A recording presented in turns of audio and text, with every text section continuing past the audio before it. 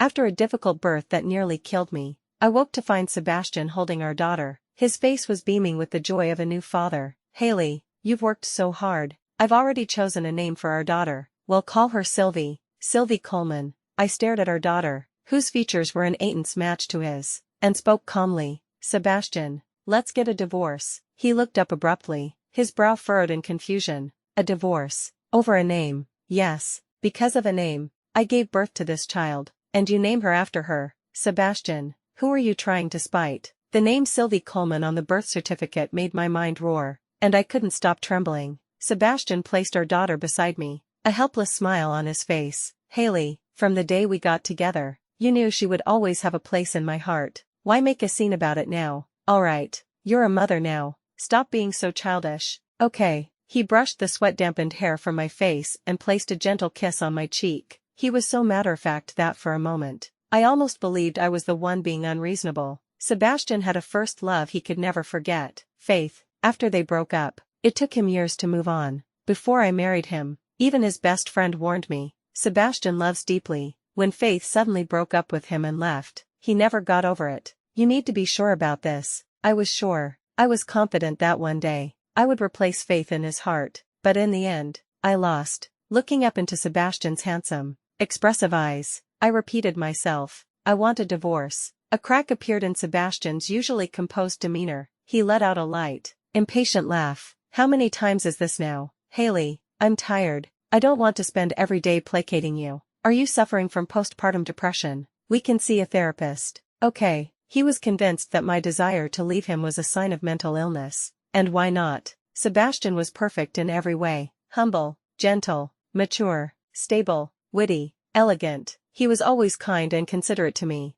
teaching me so much about life and how to navigate it. Aside from the fact that he didn't love me, he was, by all accounts, the perfect husband. I thought I could pretend not to know, to live a life of mutual respect with him forever. But, when I saw him caressing their old photographs, when I saw him type and delete messages to a number he never sent, when I saw him lost in thought at night, staring at encrypted files on his computer, the ticket stubs and matching couples rings he kept hidden in a safe, the secret codes in his phone's memo pad that only Faith would understand, the name he murmured in his drunken stupors never changed. What woman could truly endure years of sharing a bed but dreaming different dreams? I had cried, I had thrown fits, I had broken down, but he would always look down on my hysterics from a superior height, calmly stating, "Haley, it's impossible between her and me. You are my wife." After I became pregnant, his care for me became even more meticulous. Watching his gentle expression as he read to our baby in my womb, I began to believe that even if I couldn't push Faith out, the birth of our child would gradually take her place. Looking back now, my wishful thinking was laughable.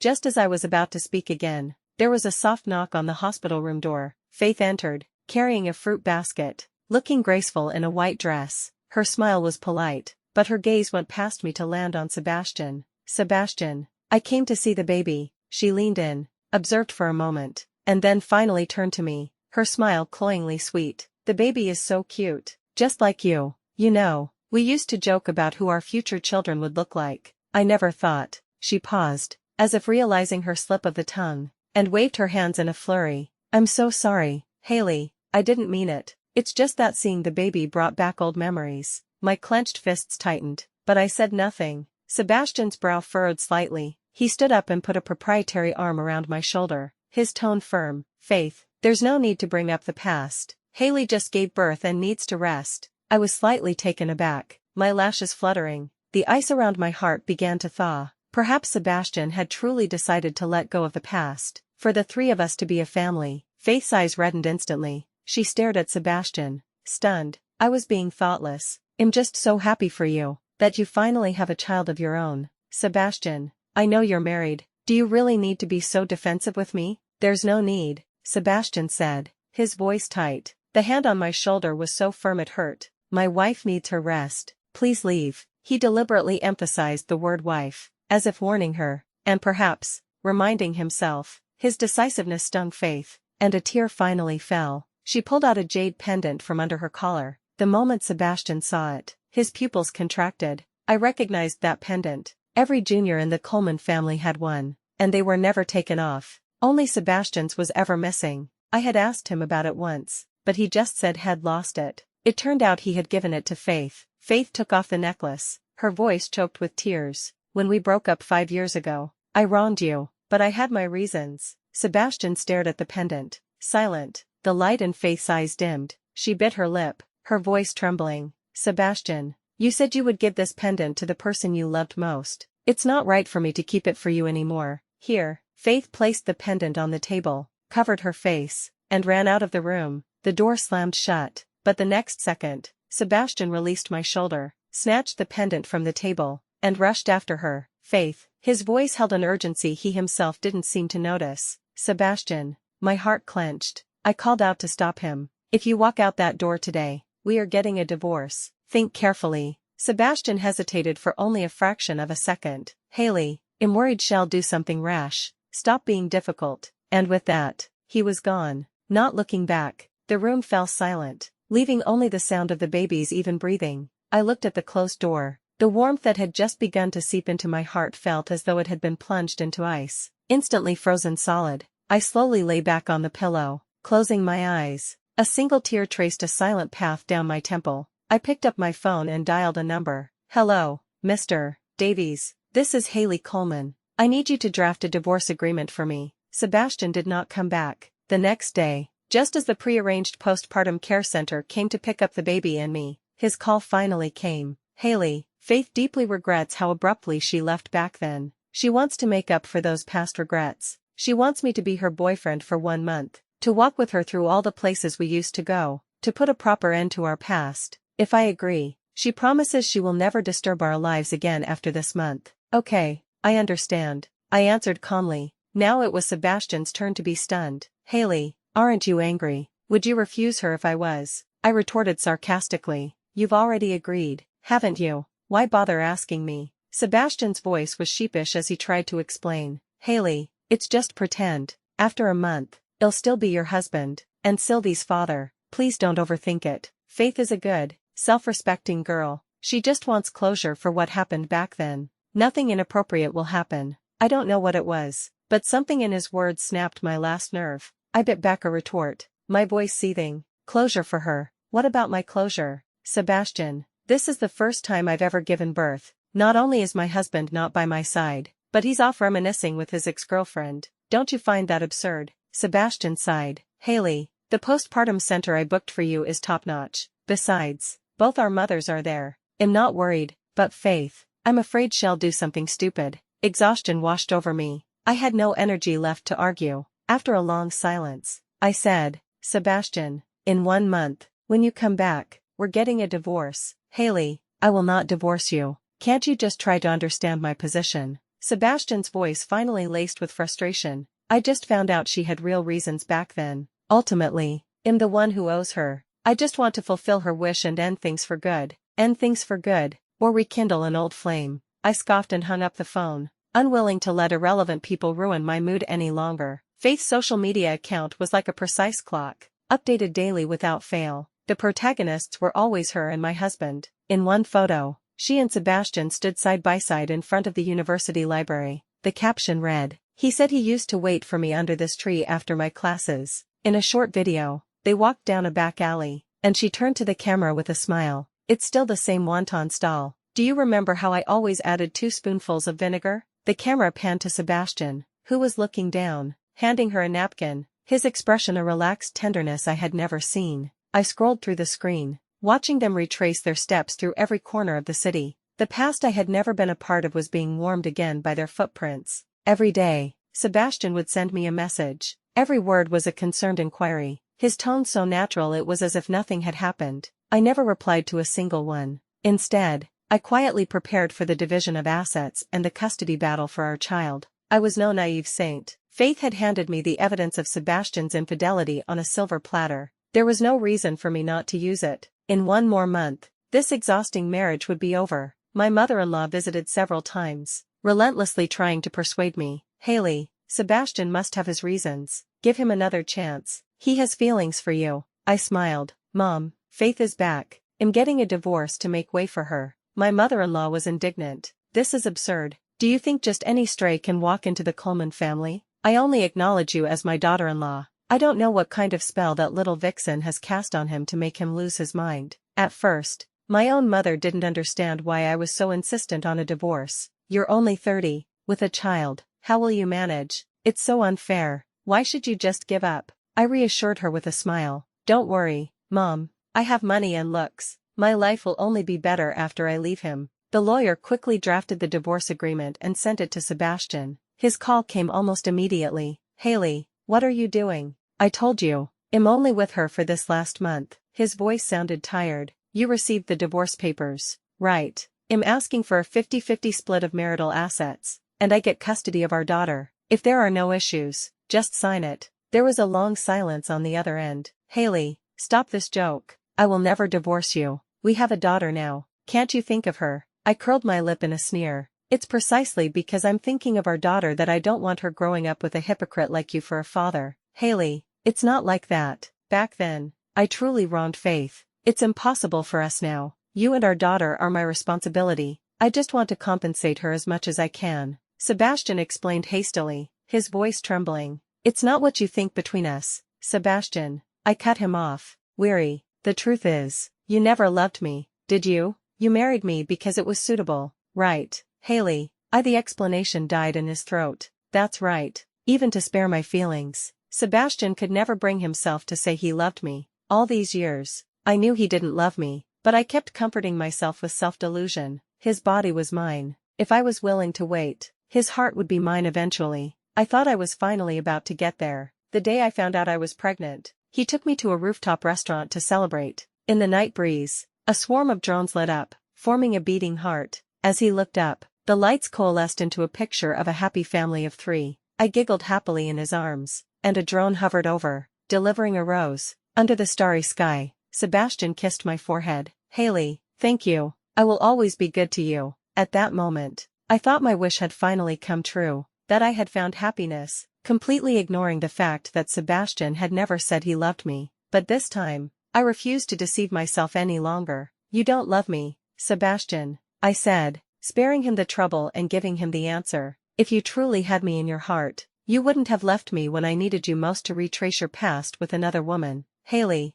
I do have feelings for you. You know how I've treated you all these years. I know, you've treated me well, I said calmly, but I need love, not kinship or friendship. Sebastian, let's leave it at that. I'm setting you free. With that, I hung up, refusing to listen to any more of his empty explanations. On the last day of my postpartum confinement, the security camera app on my phone sent a notification. Sebastian was finally home. I then remembered that just before going to the hospital, I had installed a hidden camera at home. I had intended to use it to monitor the nanny, but instead, it had captured Sebastian bringing Faith home. Faith looked around, her fingertips tracing the arm of the sofa, and then she smiled. This decor, it's still the style I used to like. She turned to Sebastian, her eyes shimmering. Sebastian, you've never really let me go, have you? Sebastian said nothing, but his Adam's apple bobbed. Faith stepped forward, wrapping her arms tightly around his waist and burying her face in his chest. Sebastian,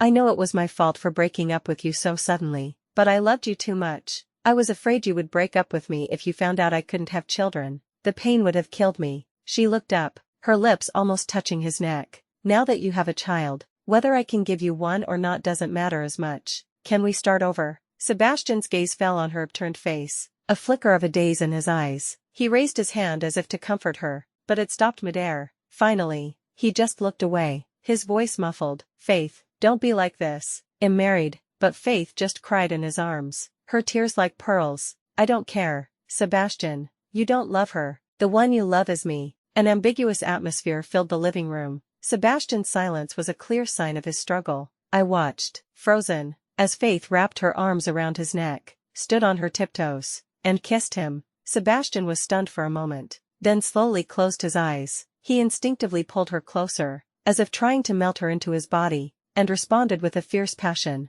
I watched the two of them, in my home, pouring out their hearts and kissing as if they would never part. My vision blurred. I had fought for this marriage for 5 years. I once thought that even if he never loved me, I would never leave him, but in that moment, a sense of release washed over me. The first thing I did after my confinement was over was go to the registry office to change my daughter's name. I named her Joy. My daughter only ever needs to please herself. After settling the baby with my parents, I returned to the marital home I had shared with Sebastian. In the divorce settlement, I didn't ask for the house. The thought of what he and Faith had done there made me shudder with nausea. I packed my belongings. While sorting through things, I found a photo album filled with pictures of Sebastian and me, from dating to marriage, from newlyweds to pregnancy. I had once believed this album chronicled all our beautiful moments, but now, having seen in Faith's album what Sebastian looked like when he was in love, I finally understood. Even though he would wait in line for hours to buy me a bowl of my favorite seafood congee, buy me an entire collection of a brand because of a casual remark,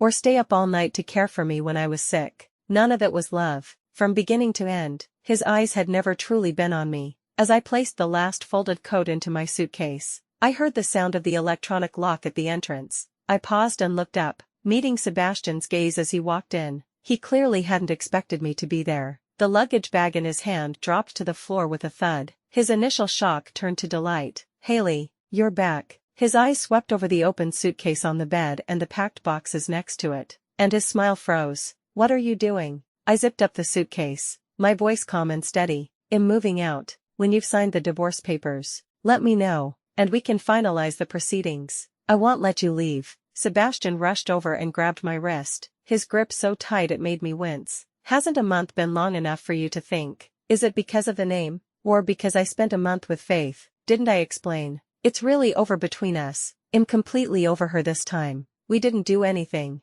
I pointed to the hidden camera by the curtain rod, a cool smile on my lips. Sebastian's gaze followed my finger, and the color drained from his face. His palm was slick with sweat, his voice trembling. "Haley, listen to me. It's not what you think." I pushed her away right after. "We didn't sleep together." "Huh," I scoffed, shaking his hand off. My eyes filled with contempt. "Sebastian, should I be thanking you for not bringing her into my bed?" "Haley, I'm sorry. I promise I'll have as little contact with her as possible from now on." His tone was urgent, almost pleading. "We've been married for so many years, and now we have Sylvie. I will not divorce you, even for Sylvie's sake. Don't leave me, please." I looked at the storm of emotions in his eyes and felt only a weary sense of unfamiliarity. "Sebastian, my daughter's name is Joy Coleman. I hope you won't disturb our lives anymore because you don't deserve to be a father." I bent down to pick up my suitcase, not wanting to spare him another glance, and walked toward the door. From behind me came Sebastian's choked voice. "Haley, give me one more chance. Besides, you're still in the postpartum period.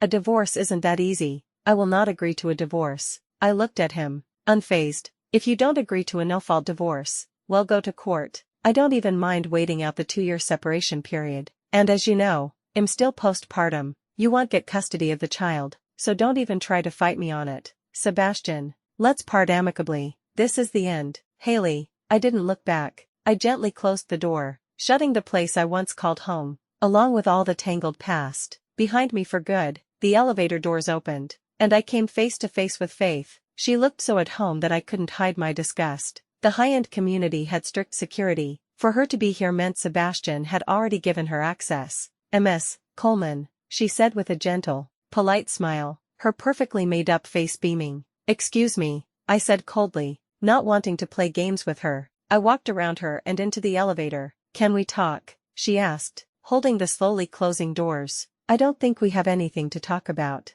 Sebastian and I broke up 5 years ago. We're just friends now. Please don't misunderstand. We just wanted to put a proper end to our incomplete relationship." She spoke of misunderstandings, but her gaze on my suitcase was full of triumph. I stared at the jade pendant openly displayed around her neck and chuckled. "Really? The kind of friends who can hug and kiss." "Ms. Faith, you've worked so hard, haven't you? Knowing I was in postpartum confinement and couldn't accommodate my husband, you flew back specifically to take care of his physical needs." The smile on Faith's face faltered for a second, and her fingers tightened on her purse strap. "Ms. Coleman, you've really misunderstood. Sebastian is a good, responsible man. He feels he owes me, so he's trying to be good to me, to compensate me. Please don't fight with him because of me." I almost laughed out loud. "Faith, there's no one else here. We're both women. I know exactly what you're thinking. Responsible. Is your idea of responsibility abandoning your wife who just went through a difficult birth and your newborn daughter to reminisce with an old flame?"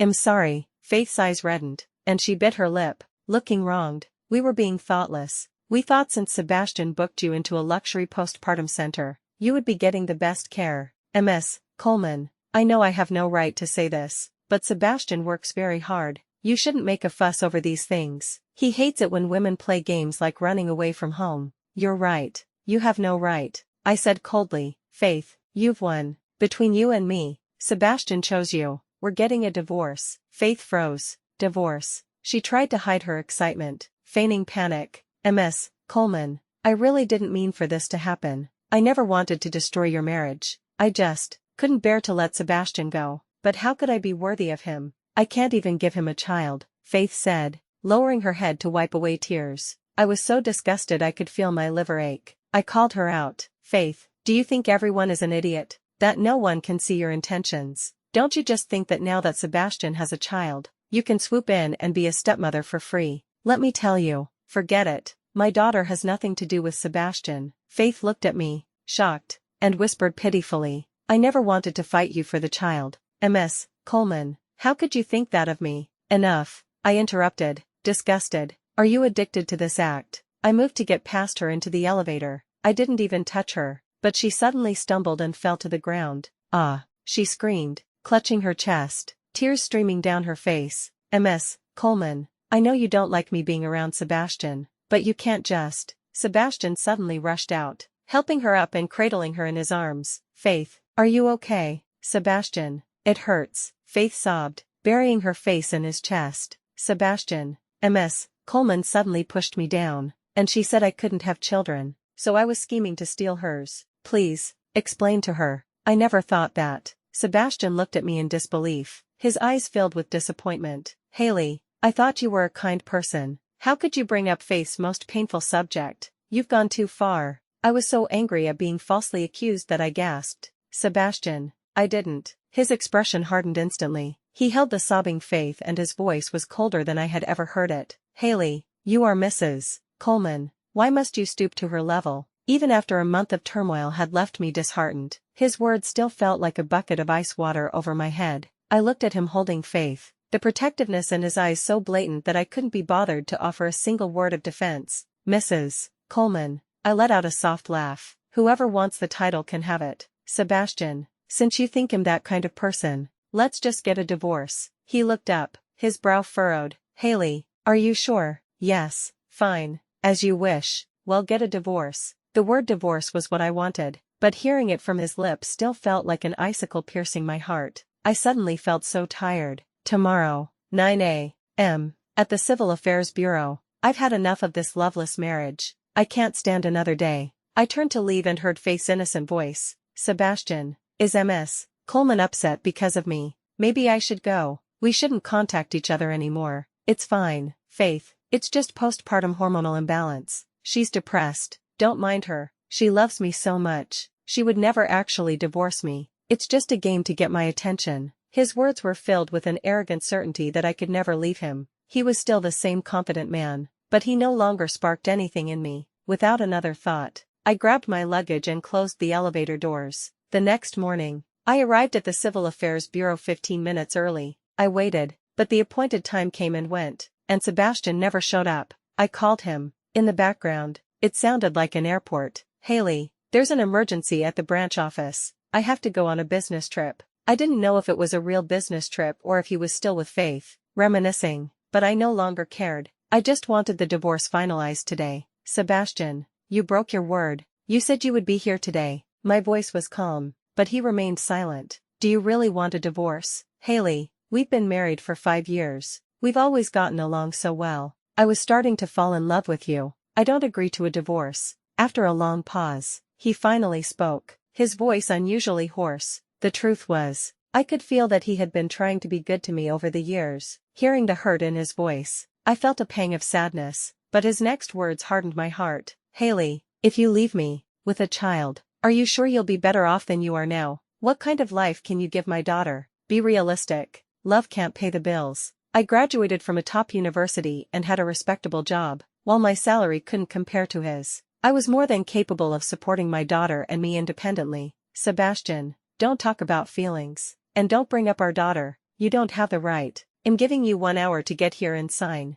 Otherwise, I'm sending the video of you and Faith to everyone. You may not care about your own reputation, But I'm sure you wouldn't want your precious Faith to be shamed for the rest of her life." Without waiting for a reply, I hung up, ordered myself a coffee, and waited calmly. I knew he would come for Faith's sake. With 3 minutes to spare, Sebastian rushed in, his tie askew, his dark suit soaked with sweat, beads of it running down his face. "I'll agree to the divorce. Delete the video." His face was tense as he reached for my phone. I tried to pull away, but he gripped my wrist tightly, the pain making me wince. Yet, I felt strangely calm. "Sebastian, I can give you the video, but I want a new division of assets. I want custody of our daughter, 70% of the marital assets, and 25% of your monthly income as child support until she finishes her higher education." He looked at me in disbelief. "Haley, how did you become like this?" His eyes were hurt as he stared at me. Yes, how did I become like this? When I first met him,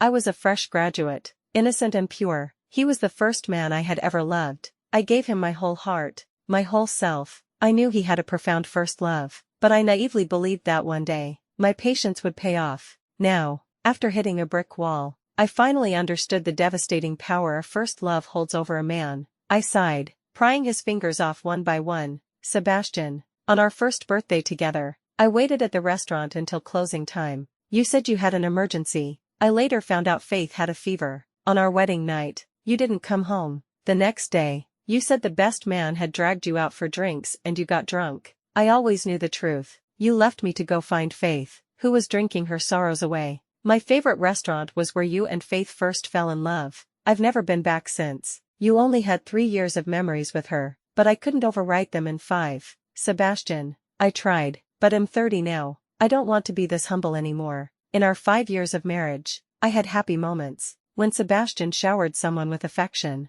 it was truly overwhelming, but most of the time, I was filled with suspicion and insecurity. And now, for my daughter's sake, I refuse to wrong myself any longer. Sign it, Sebastian. We were husband and wife. I want to part on good terms." The light in his eyes slowly faded. He had almost never refused any of my requests. This time was no different, but as he signed, his hand trembled so much he could barely hold the pen. I breathed a sigh of relief. As we walked out of the bureau, I looked at him and sneered. "Sebastian, there was no video. The thought of you and Faith's sordid affair disgusts me. Why would I save it? It was just your own guilty conscience." The color drained from his face. "Sebastian." It was Faith's voice. I looked over and saw her, wearing a white cotton dress, her long hair loose, a bright smile on her face. The scene mirrored a photo in Sebastian's album. I couldn't help but laugh. Faith really was in a hurry to take her place. "Sebastian, you once said that you hoped when you were successful, in a suit and tie,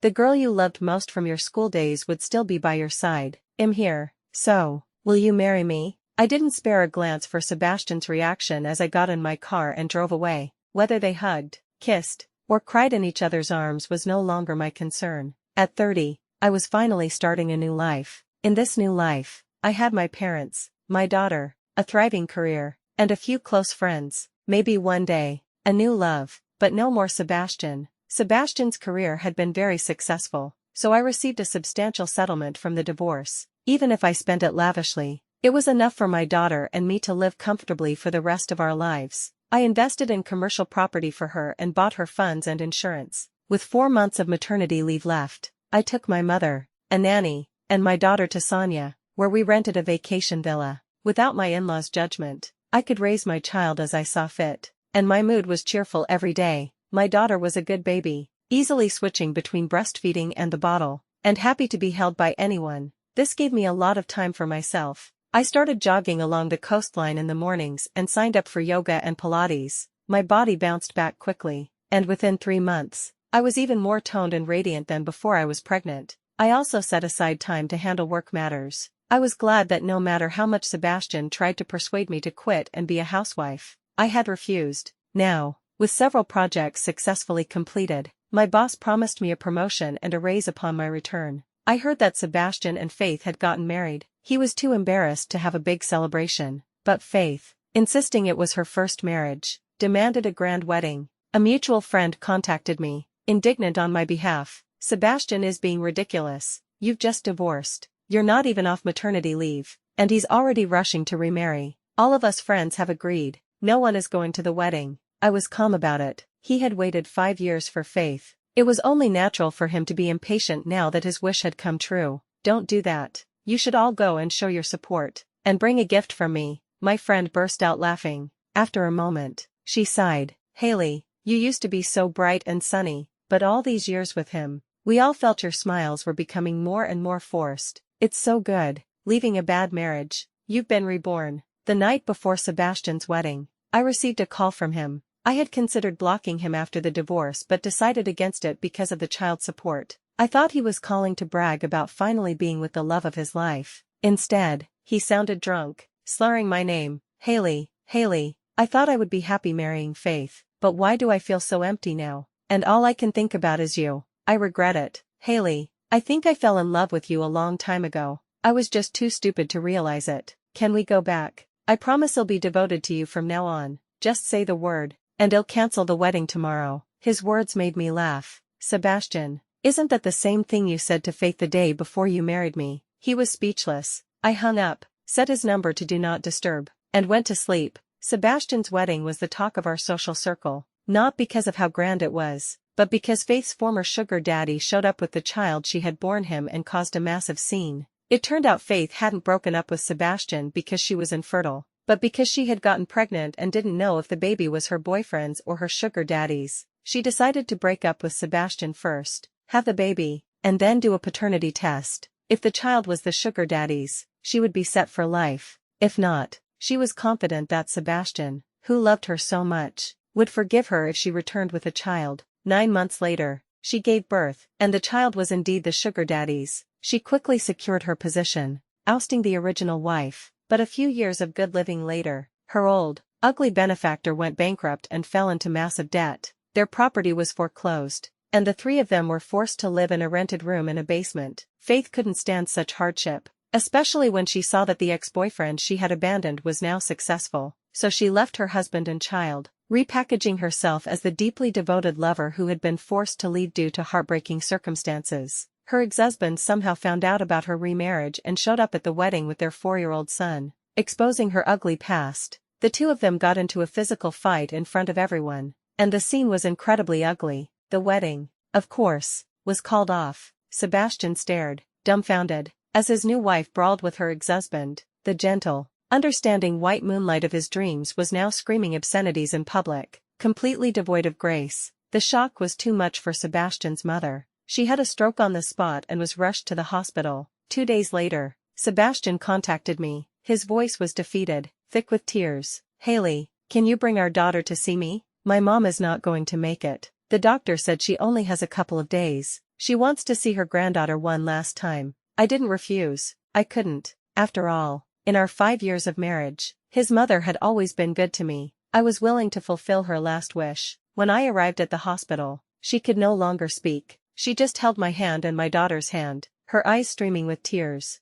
Not long after my daughter and I left, she passed away. In her final moments, she still refused to forgive Sebastian. Her will stipulated that all her assets be left to my daughter. I left my daughter with my parents and the nanny and went to the funeral alone. In the mourning hall, Sebastian knelt at the front as the sole son, his expression hollow as he accepted condolences. When I walked past, he, who had been staring blankly with tears in his eyes, suddenly reached out and grabbed the corner of my clothes. Haley, I regret everything. Can you give me another chance? I pulled his hand away and gently shook my head. Sebastian, I'm not like Faith. Haley Coleman, don't get involved with married men, and I don't go back for seconds. As I left the hall, Faith rushed at me and slapped me hard across the face. Haley, you bitch. It was you. You must have hired someone to ruin me. Are you satisfied now? Now Sebastian doesn't want me anymore. It's because you've been poisoning his mind. How can you be so shameless, still clinging to him after you're divorced? Sebastian now hated the sight of her. When she had tried to enter the morning hall earlier, he had grabbed her by the collar and thrown her out. Get out.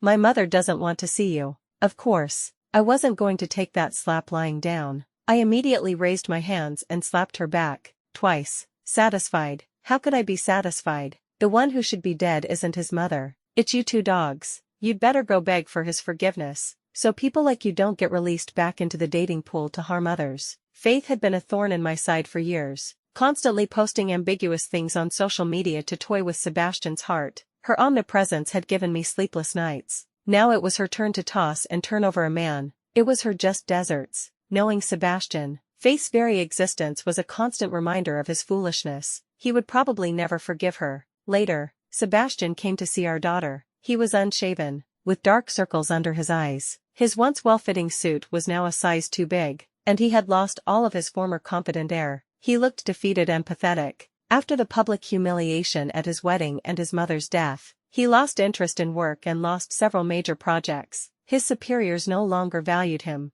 and he was gradually marginalized at the company. His once multi-million-dollar salary was cut by 70% for various reasons. My daughter was now babbling and lively, unafraid of strangers, but she refused to let him hold her. He tried several times, only to be met with her resistance. He finally gave up, sheepishly retracting his hands. It seems even my daughter knows I'm not a good father. He looked at me, now more beautiful and confident than ever, his eyes filled with admiration. Haley, whether you believe me or not, I have to explain. I never truly betrayed you. Faith and I never had a physical relationship. I nodded. I knew he hadn't. After 5 years, his feelings for Faith had soured. It was less about love and more about the bitterness of unrequited desire. Just like with me, he never cherished what he had until he lost it. He was just that kind of person, never satisfied, always wanting what he couldn't have. Haley, let's remarry. I've taken care of things with Faith. After the ugly scene she made, I guarantee she'll never have the nerve to bother us again. My love for her faded away without me even realizing it. The person I love now is you. Forgive me. Give me one more chance. That's impossible. I shook my head, my expression firm. I don't love you anymore. Just like you, my love for you was eroded day by your deceit. No amount of apology can undo the hurt I've suffered. To me now, you are just my baby's father. Nothing more. I never saw Sebastian again. His pride couldn't handle the cold shoulder at work, so he quit to start his own business. The market was bad, and he lost everything, ending up in massive debt. To escape his creditors, he left the city and completely stopped paying child support. But I didn't care about the money. The nearly $10 million I got from the divorce and the inheritance from his mother were more than enough for my daughter and me. It was a worthwhile price to sever their parental ties. A few years later, I met my second husband at work. He was 3 years my junior, had never been married, had a simple dating history, and treated my daughter as his own. After a year together, we naturally got married. My life slowly got back on track. A loving husband, an adorable daughter, a successful career. I'm planning on having a second child in a few years so that my daughter will have a sibling to grow up with. Everything about Sebastian has been buried deep in my heart, no longer remembered, no longer thought of.